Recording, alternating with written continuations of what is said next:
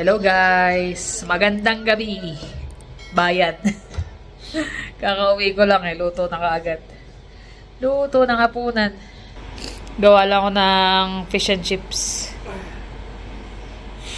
Lola kasi si Jeremy ayaw kumain. Hindi raw siya maghapunan. Pero kumain ako sa merienda kanina. So yan, kain tayo. Nainitan ka na? Nainitan ka na? Nakaling ka ng trabaho, mainit tapos biglang lamig. Pero mainit sa labas pakita kami sa labas. Mainit nga, naglulusaw yung nagkakot ng yelo. Ayun. Sobra kasi, ang hirap Kitaan nyo yung kapal niyan. Hindi ka basta makaparada dyan, kaya lahat kami sa likod nagpaparada. Tapos naglulusaw siya dahil nga hindi malamig. Kaya yun. +3 lang. Kaya lumulubog talaga yung yung gulong ng sasakyan sa yelo. Ako nagpark sa likod. Ayun na pala, naisabit ko na rin pala to. Yan yung may pangalan namin. Jermaine, akin, kay Habi, kay Jonas. Kain na muna kami. Ayun lalaro na ako siya. Ni Captain America. Ito yung pinaka-paborito ko na Captain America sa buong balik ng mundo. Oo nga, ito nga. Dami mong paborito. Sa Captain America lang. Pero paglaruan Captain America pa lang, syempre. Si Captain America lang. Tatandaan ko yan ng bata ako ng high school. Grade 6. Balat ng mundo. Minsan kasi nung grade 6 ako tsaka nung high school ako, pag di ko trip yung baon ko, umuwi ako. Ba't malapit lang? Di ba giginto lang ako sa may central. Layo rin yun Minsan yun, nilalakad ko lang yun Tapos, pag yung sa Lako, ganun din, nag-jeep lang ako, di ba? Diretso na agad. Gugulat si mami. Tapos kakain ako. Pagkakain ko, nanonood ako ng cartoons. Kasi isang oras yung break na, di ba?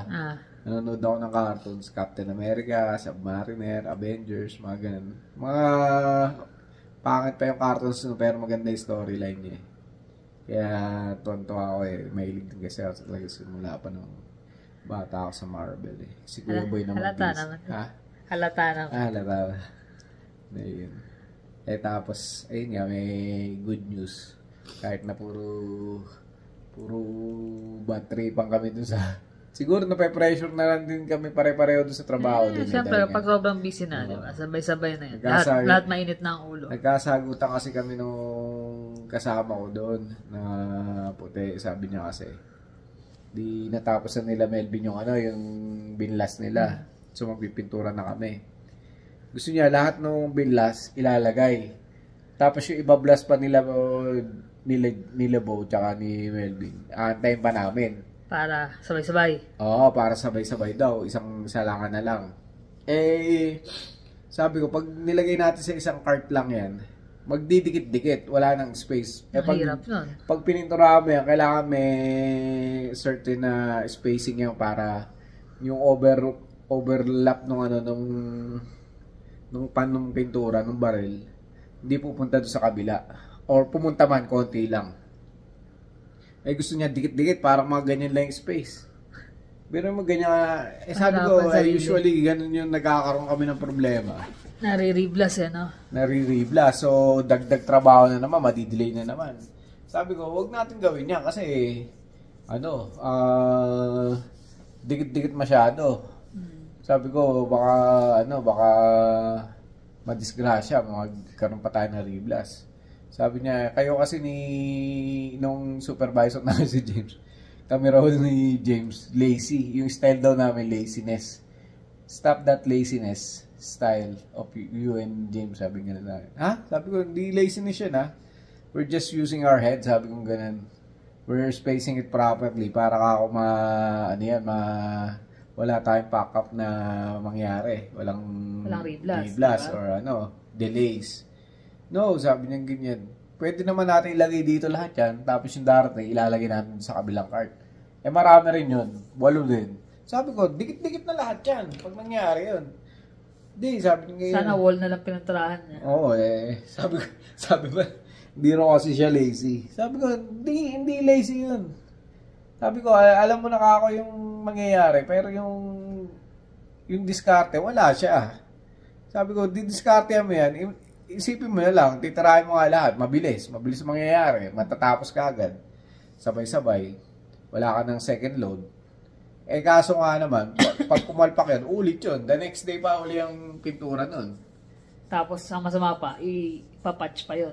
Ang masama pa nun. Or blast pala. Isa-sandblast ulit. Parang naalala ko tuloy yung dati kong boss. Are you deciding now? Sabi, yung boss namin na yun yung hindi siya makaporma, parang siyang baby doon. Lagi siyang sinisita. Sinasabihan siya na, ano to, gawa ng 6-year-old. Ngayon kasi napapabayaan siya. Kaya... Mabait kasi yung bisot namin bago, kaya sabi ko, let's talk to him. Sabi ko, we better talk to him. Sabi niya, no. Sabi niya, nandito na yan eh. Ilalagay ko na yan. No, sabi ko, yung show, nakaupo lang ako. Tanungin natin, sabi ko, para malaman natin. Kasi pag pumalpak yan, wala ako dyan. Ikaw lang yan. Hindi ako, sasabihin, kaso karaniwan, sinasabi sa akin ni James. Ikaw tinuturo? Hindi, sinasabi niya, bakit hindi mo ni-remind siya? Ganyan. Alam mo namang matanda na yan. Sasabihin ganun. Gagano na lang ako eh. Matanda na nga. Yan ang magagawa. Remind eh. Ayaw nyo masunod. Ayaw nyo sumunod. Ay, nako. Siguro nga na rin yan. Pressure na rin sa dami ng trabaho. Parang yung diskarte niya na gusto niyang gawin. Hindi niya alam. Mas mapapatagal. Imbis na mapadali. Gumagawa ng sarili niya diskarte. Napakamot na lang ako. Ayoko rin naman na maging Pero ganun lang naman kasi dun eh. Minsan magkakagano. Maya tawanan na ganyan. Tama pa rin yun na dumiretso ka na sa bisor. Okay na ikaw na mag-decide. Okay na. Bahala mag-usap dyan. Kasi ako magpipintura yun. Ako magde-decide na kung anong diskarte. Siya magpipintura. O sige ako. Hindi kayo bahala. Pero ako yung diskarte mo, tsaka yung diskarte ko, it's very different. Ikaw yan eh, ako to eh. Ginano ko na lang siya. Si Rob siya, si Victor ka. Yun lang. Yun na, pangalan pala, mag-iba na eh. Ayun, tapos may, pinamigay pa yung mga load ng magpapasko. Tutuwa kami, yung mga boss, ayaw. Siyempre, wala silang... Kasi bonus eh. Doon yung mga pupunta eh, yung bonus, incentive ng mga incentives boss, ng mga boss eh. Imbis na, kasi naano nila na baka hindi namin matapos, i-commit nila. Doon nga naman. Pero kumbaga sa 100% ng trabaho, sa amin pa rin, yung 70%, yung pagpipintura na lang. Pero at least yun, bawas na sa load ng trabaho niya. Lalo magkakaroon kayo ng pahinga ng Pasko't Bagong Taon. Ayun nga eh. Ang dami ko pa rin siyempre, yung may-ari, nun, mas gusto niya na, kumbaga, pamigay, may kita naman siya. Hindi na siya magbabayad ng extra tao. Kesa lagi yung OT, di ba? Mahal ng binabayaran niya. Tapos dumating na, may good news kami, good news. Yan, UPS. Nag-ano kasi diba, nag-strike ang Canada Post. Hanggang ngayon, hindi pa rin. Hindi, wala na. Ay, nasa yung Canada Post, may strike kaya UPS. Yan. Dumating na yung namin. Allstate. Yung sa insurance, finally. Tapos yung sa sasakyan, okay na rin. Ang kulang na lang is yung sa kotse. Dumating na rin. Yung sa truck, okay na. Dumating na yung check. Nag-decide nga kami sa truck na re-retain na lang namin kung ano man. Pero by summer pa namin siya ayusin ang mga... Ayusin. Kahit yung sa bahay, balak namin kasi sa summer na lang. Kasi pag ginawa mo ngayon, bukod sa mahirap sa tatrabaho, malamig. Putol-putol ang mangyayari sa trabaho nila eh. Bukod sa putol-putol, mamadaliin nila yan, siyempre. Malamig eh. Kaya gagawin namin kasi uwi nga kami ng October, so springtime, hanap na kami ng... Although meron naman ang nag-quote sa amin. Meron naman na. So waiting na lang. Total 1 year naman ang binibigay nila para ma-fix mabay. Saglit lang naman yan pag inayos nila. Hindi naman tatagal yan. Ano na lang dyan, yung pagmamanage namin kung gaano kalaki yung ilalabas namin aside sa sa perang ina-allocate nila sa amin. Kumbaga maghanap na lang kami ng mga contractor na medyo makakatipid do sa labor nila. Tsaka yung mga kakilala. Kasi hindi, mahirap kasi ng kumbaga uubusin mo lahat doon sa Ubusin mo lahat. Eh, magtatabi rin nga. Eh, kung ba, itatabi rin namin. Kagaya nung sa sasakyan. Sabi ko nga, maglalaan kami ng para ayusin yung mga tune-up dyan. Yung sa aesthetic niya, yung mga bukol-bukol niya, hindi naman nakakabawas ng... Pero parang plano nga namin, performance, magtatanong kami kung paano, kung may magpipintura ba. Mamasilyahan na lang. Pero hindi siya priority. Hindi priority. Ang priorities yung maintenance, ma-check lahat, mapalitan nga yung windshield. Actually, may lumabas na ano eh, ano ba yun? 4-wheel drive service na lumabas kasi nga eh, medyo matagal na rin din nasa service yan, 7 years na rin. Na-service naman, pero hindi ito sa...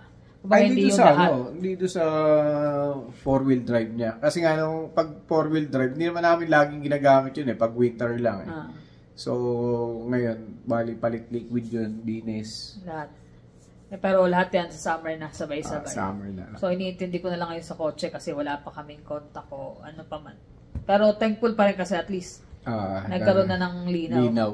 Gulat nga kami na ano yung sa UPS, iniwan lang niya sa may harap. Sabi ko, pambihira. Tapos cheque pala ang laman, iniwan lang dun. Buti na lang, medyo okay pa rin dito sa amin kasi minsan mga package na diyan lang din eh, di ba? Although wala naman sila magagawa dyan, pero still, di ba? Kumbaga mga importanteng dokumento, hindi mo alam, di ba? So, yun ang pinagpaplanuhan namin lahat. Kasi, kung uuwi nga, October kami uuwi, so kailangan by July, August, September, matapos na lahat yan. Para wala na kaming intindihin at saka yung konting matitira, balak namin sa savings din yan. Tsaka hindi, yung kung just in case man, di naman natin alam kung hanggang kailan tatagal yung truck. So kung dumating yung time na mangailangan na talagang hindi na kaya, at least meron kang may nakatabi na para pang down. Pero sabi nga niya, matagal pa yan. Tagal pa yan kasi maabot talaga ng 500. Mahigit pa. Actually, yung unang choice namin is kukuha lang kami ng second hand para okay na lahat.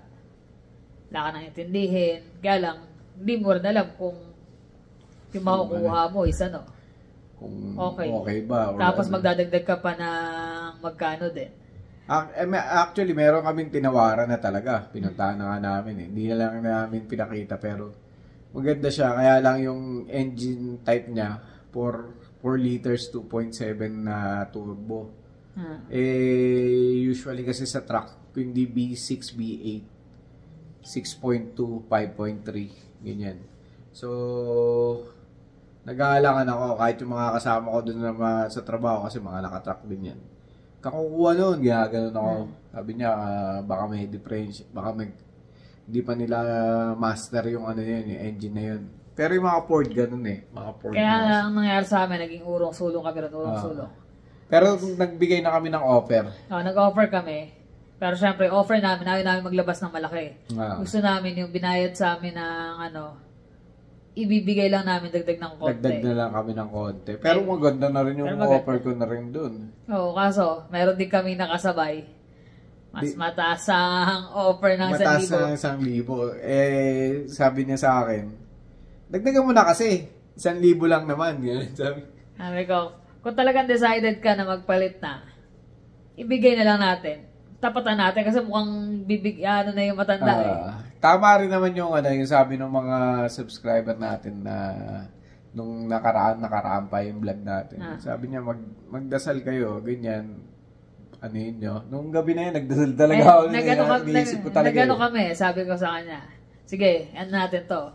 Kapag ibinigay niya yung tawad mo, stay tayo dyan. Kung hindi, i-email ko na ako yung na i-retain na lang namin yung sasakyan.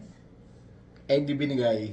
Hindi binigay. Nag-message ng gabi. Sabi niya merong nag-offer. Pero hindi pa nakukuha nun, di ba? Sabi niya may nag-offer na medyo mas 1,000 ang taas. Sabi ko sa kanya, i-email mo na. Iyakan mo na lang. I-email niya lang. Akala ko nga baka kasi sabi ko, sige, i-surrender namin. Akala ko nga pahirapan na sabihin na baguhin na, wag na, retain na lang pala. Maganda rin yung kausap ko yun na yun sa sa sasakyan. Sa sasakyan. Kasi kung kinuha nila yung truck, kabibili ko lang ng mga gulong nun eh. Pababaklas ko talaga yun eh. Ang mahal din. Sabi, mangyayari pababaklas mo. Tapos, kakabit yung isa. mararush ka. Rush talaga yun. Ang daming gagawin eh. Ang dami. Tapos, yun nga, pagdating. Tatanggalin mo pa yung mga camera nun, yung mga kung ano sa loob. So, kumbaga, sabi namin, yun na yung sign. Sign na may nag-offer na mas mataas sa amin. Binigay niya. So, okay lang yun. Hindi kami nangihinayang kasi kung tutusin, maraming nakaka-relate eh. Ang hirap kumita ng ganong kalaking pera tapos ano mo lang tapos maglalabas pa ako. Sabi ko nga, dyan, laki nung nilalabas ko. Sabi niya, hindi, ayos lang. Sabi ko, ayos lang eh. Hindi, kasi alam mo nasa tono niya na gusto niya na rin palitan eh. Ganun eh. Urong so lang ako, ano lang naman ako, email. Sagot lang ako sa mga nasabi ko, kung yung maging decision mo, go. Sabi ko, wala akong problema doon. Kaya nga sabi ko, kasi kako ikaw ang gumagamit. Kaya binorderan ko yung sarili ko, eto lang yung lalabas ko, 5,000, sabi ko ganyan. Tama na, 5,000. Tapos one thing pa, tingin kami ng tingin. Ang mamahal. May makita kami, bang ganda parang nito. pamahal na eh. Tapos pag hiningi namin yung Carfax, parang alam mo kung may aksidente o ano. Doon lang nila sasabihin na, kasi na-aksidente. Yung isa, sabi? Ninakaw kasi. Tapos nilimas yung pinagtatanggal yung mga parts. Kaya inano siya sa Carfax na stolen. Na rebuilt. Pinagtatanggal daw yung mga parts. Siyempre, ayoko naman makidaw daw sa mga. Tapos may isa din, aksidente naman. Pero ganda-ganda kasi naayos. Pag-check namin nung rebuilt, sabi ko no. Pero mo, pag binili namin yun, may matitira pa sa amin mga 5,000, 6,000, matitira pa yun. Sabi ko, baka mamaya mas mahirap pang trabahuhin yan. Baka may mas mga, at least itong truck natin, reliable talaga. Alam mo, labas at loob, inaalagaan mo talaga. So, tama rin. Maraming salamat sa mga advice nyo. Ayan. Sa advice. Tama. Hindi naman namin gagamitin sa vacation yun. Hindi. May mga nag-advise kasi pwede sa vacation. Hindi. Kasi yung bakasyon namin next year, talagang plano na namin before pa kami dumating sa ganyan na Kumbaga, nagsisave na talaga kami doon. So, yung pera na sobra doon sa bahay at saka dito sa natira doon sa yung kumbaga nakuha doon sa sasakyan. Medyo malaki-laki yun. Reserve ba yung para? Kasi hindi naman namin alam kung kailan tatagal. Kasi hanggat maaari ayaw na namin kumuha ng loan uli ng sasakyan. So kung dumating yung time na yun nga, bumigay siya, or yung kotse, hindi namin alam kung malamang yan, write-off din yan. Tama yung mga sinasabi nila eh. Hindi lang naman sa vlog namin ako humihingi ng mga advice. Pati sa mga katrabaho ko na may mga edad na. Lahat natin. Lahat, mga kaibigan. Kami, kaya nung nagtanong kami sa inyo, lahat yun, kinonsider namin. Oo nga, no? So, nandun yung enlightenment na. Ilang gabi kaming nag-iisip na eh. Hanap. Ayaw namin magkamali, lalo sa mga ganyan. Laki kasing pera. Tapos yun nga, dahil nga kung maglalabas kami, may plano nga kami umuwi, mababawasan. So, parang malilimit yung mga gusto namin gawin pag uwi. Masayang yan. Kasi imbis na tumubo ka, mawawalan ka pa. Oo, laki nang mawawala din. So, sabi namin tama lang din na naging desisyon namin. Pero lahat may nakalaanak para saan lahat yan. Pang-ayos ng bahay, yun nga yung si manager ko Manager. Ako yung Ano manager? Treasurer lang ako, hindi ako manager. Ako lang tiga-hawak, ng mga decision. Dalawa lang kami nagde-decide, pero syempre. Kaya nga sabi ko, ito lang yung kung bibili man tayo, kailangan mababa yung kilometer. Bukod sa mababa yung kilometer, ito lang yung ibig sabihin, hindi kami kukuha. 5,000. Ganun yun eh. Ganun yun. Sabihin, hindi kami kukuha kasi yung gusto niyang budget, yung imposible. Alam mo medyo, pero nakakita kami. Pero may nakita kami na, okay to. Kaso, isa okay din, yung tiga Chestermere. Kaso, medyo matagal. Kaya lang yung mga picture niya, syempre, research yan. Chinek namin yung profile niya, maganda naman yung mga, mga reviews sa kanya. Long drive talaga sa Pagtingin namin, puro US yung mga, dala yung truck eh. May trailer. May trailer so talagang pa. panghatak. At saka, para sa 3 years na edad ng sasakyan. Sobra. Ang Laki. mileage niya is 100,000. Sobrang gamit na gamit yung kaya sabi namin. Maganda itsura niya pero we don't know bakit niya ibinibenta. Tsaka ang laki na idadagdag natin dun kung yun. Magkano ba yan? Mas malaki yun. Ganun talaga. Tsaka hindi bibigay sa tawad natin yun. Kuripot eh. Ako di ako tumatawad pero siya yung siya yung pagtumawad. Mami Toyang na Mami Toyang. Kalahati kagad ang tawad. Ay hindi naman kalahati yung bigay ko tawad ko sa matanda. Sample lang yun, ikaw naman. Ibig sabihin, ganun kapag tumawad. Hindi naman sa sasakyan, syempre. Pwede mo matawaran ganito. Oo, hindi mo naman pwedeng gawin yun sa isda, gulay. Ito na lang bigay mo sa amin. Tinawaran lang. Tapos, ayun nga, medyo nagkakagulo-gulo na naman sa mga iba't ibang parte ng mundo na naman. Purong protesta, puro Hindi na mawawala yun. Hindi, nakakita ko lang yung sa South Korea kasi nga galing ako doon. Diba? Nagkakagulo sila dahil nagbaba ng martial law. Pero, ma-resolve rin yun. Sana lang walang mangyaring masama. Walang masaktan, walang Yan lang naman yun eh. Lahat tayo nakakamba rin dahil siyempre may mga produkto rin sila na di ba? Kahit naman sila nung sa US eh. Lahat yan, kumbaga sabay-sabay, puro problema talaga. Tsaka yung last na video namin ayun, marami rin kayong mga mga comment, nakakatuwa yung mga comment nyo, kaya alam nag-comment na isa na na medyo mo na yun, wala sa akin. Na-off siya. Pero hindi naman ako na-off. Hindi naman nga ikaw. Kaya lang siya. Hindi raw maganda, sabi niya. Sabi ko, ito basahin ko lang. Para doon sa mga, sa mga hindi nakabasa. Miss Carla, parang lalo kayatang tumataba. Mag-ayos naman po kayo. Paminsan-minsan. Baka malingat ng tingin si Kuya Victor sa iba. Advice lang po, huwag magalit. Don't worry, hindi ako nagagalit. I don't mind. Unang-una, hindi talaga ako palayos. Yan ang sasabihin ko, hindi ako mag-ayos dahil sinasabi ng ibang tao na, mag-makeup ka naman. I don't. Kahit sabihin sa akin, hindi ko gagawin yun. Kasi hindi ko yan eh. Hindi rin siya nagde-dress. Hindi ako nagde-dress. Pareho kami nakapantalon. Which is never ako magde-dress. Kahit sino pa mag-push sa akin na mag-dress, naunawak sa akin, sa akin yan. Hindi dahil sa pero hindi ako komportable. Never ako nagsusot ng damit nang hindi ako komportable. Mas, mas gusto ko yung comfortability. Kesa sa ganda. Ano pa? Hindi ko mataba ka daw eh. Matagal na ako mataba. Hindi, yung katawan niya talaga noong ganyan na talaga yun eh. Dalaga, syempre dalaga. Ibang usapan niya. Pero talagang bilugan na ako since noon, lalo nung nagkaasawa. Bilugan. Hindi ko naman yan.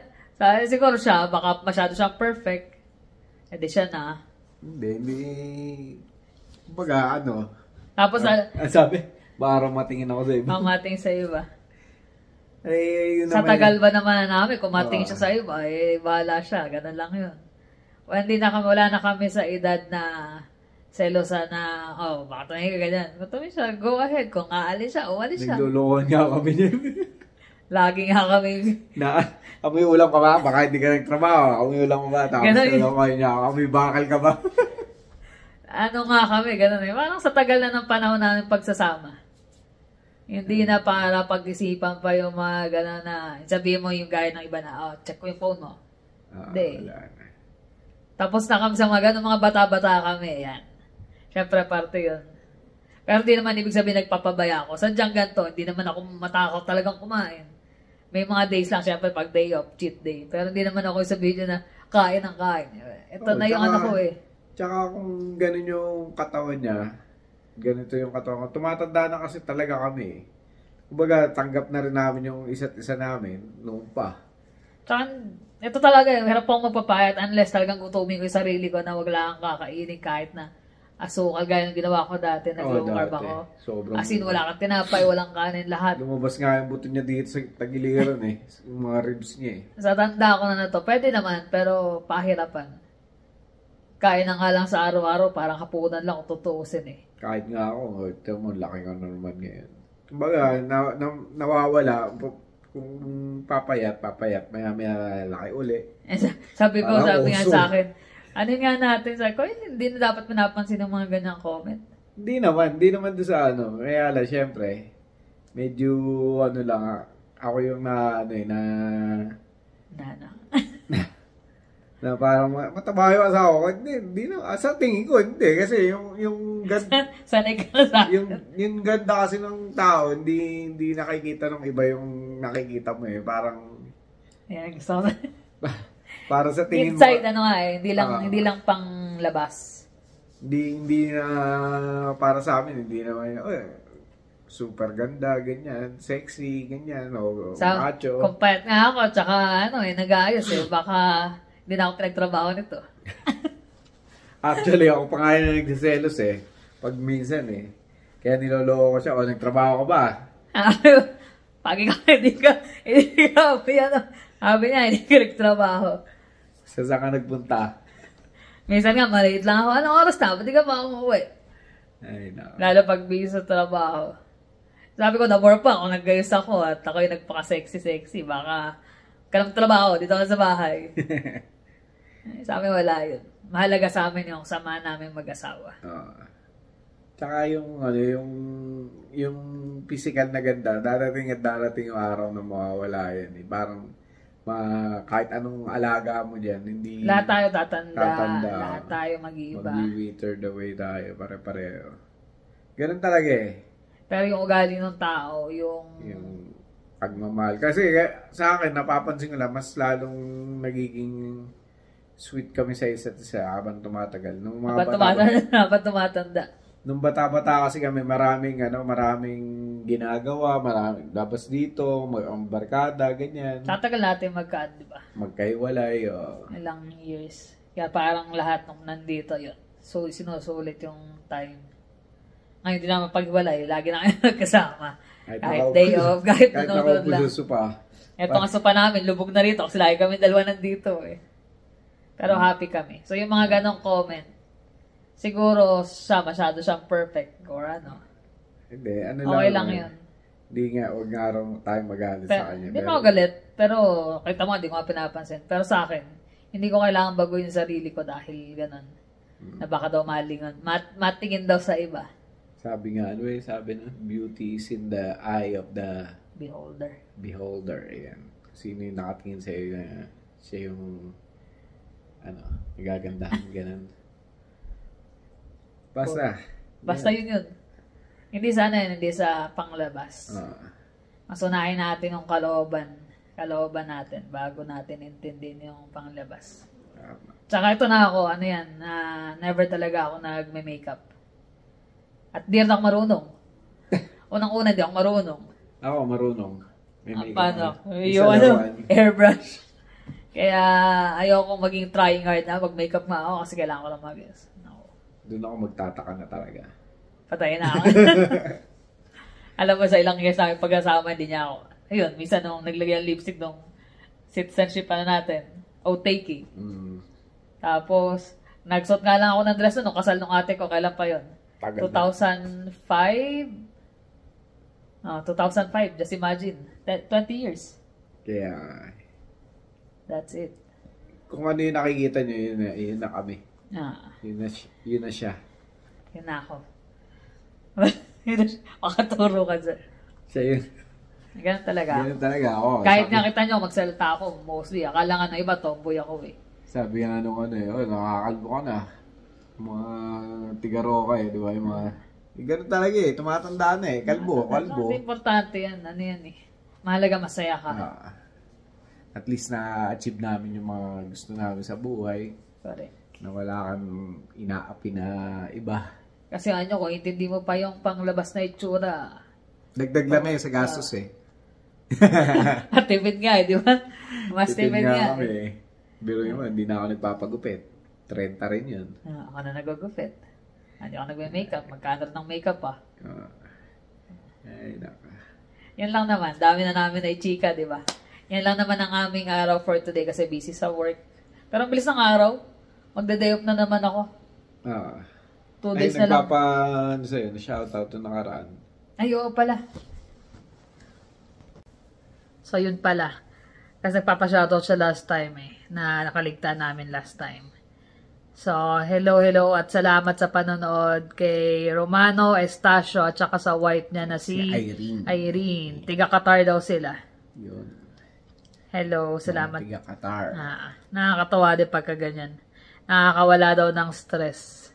So, kahit sa simpleng vlog na ganito, may nakakawala ng homesick, sabi niya. Nakakawala ng homesick nga. Tsaka nakakawala ng stress.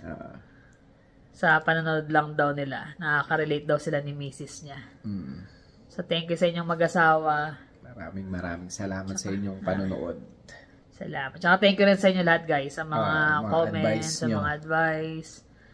Laking tulong din Oo Yung basa-basa namin ng mga comment. Although minsan talagang late na nakaka-reply sa mga comment. Pero thankful kami. Every time. So, paano guys? Ingat kayo lagi. Thank you for always watching. See you in the next vlog. Bye.